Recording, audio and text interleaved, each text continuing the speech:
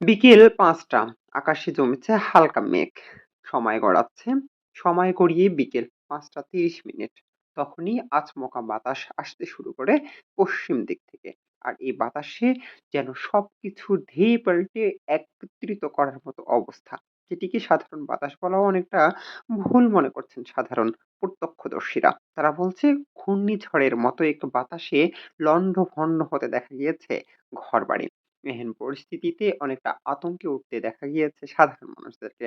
প্রত্যক্ষদর্শীরা বলছে যে দিনের বেলা এমন আচমকা বাতাস এর আগে কখনোই দেখা যায়নি।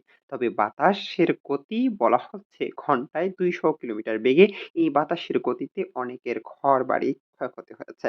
ক্ষয়ক্ষতি হয়েছে ফসলি জমিরও।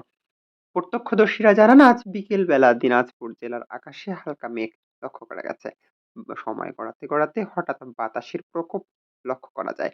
এমন ঝড়ো বাতাস আর গতিবেগে বাতাসের ঝড় এর আগে দেখা যায়নি বলেও বলছেন অনেকে। তবে আম বৃষ্টি ছিল একেবারেই গুঁড়ি, গুঁড়ি বৃষ্টি হয়েও কিছুক্ষণ সময়ের মধ্যেই বন্ধ হয়ে যায় বৃষ্টি।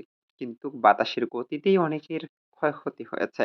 রংপুর বিভাগের দিনাজপুর, রংপুর, ঠাকুরগাঁও ও পঞ্চগড়ের উপর দিয়ে বয়ে যাওয়া আজকের এই ঝড়ো বৃষ্টি অনেককে আতঙ্কিত করে তুলেছে।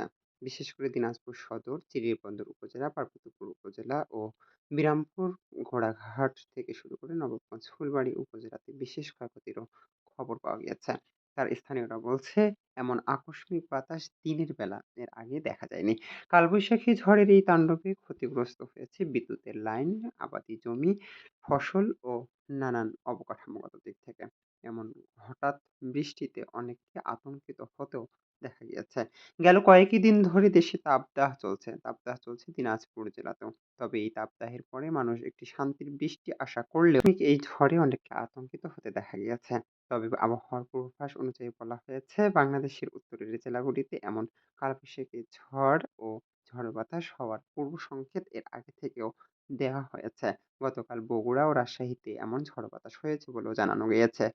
আকস্মিক এই ঝড়ো বাতাসে ক্ষতিগ্রস্ত হয়েছে বিদ্যুতের লাইন ও খুঁটি। ফলে বিভিন্ন স্থানে এখন পর্যন্ত বিদ্যুতের সংযোগ দেয়া যায়নি। সাময়িক অসুবিধার জন্য কর্তৃপক্ষের পক্ষ থেকে দুঃখ প্রকাশ করা হয়েছে।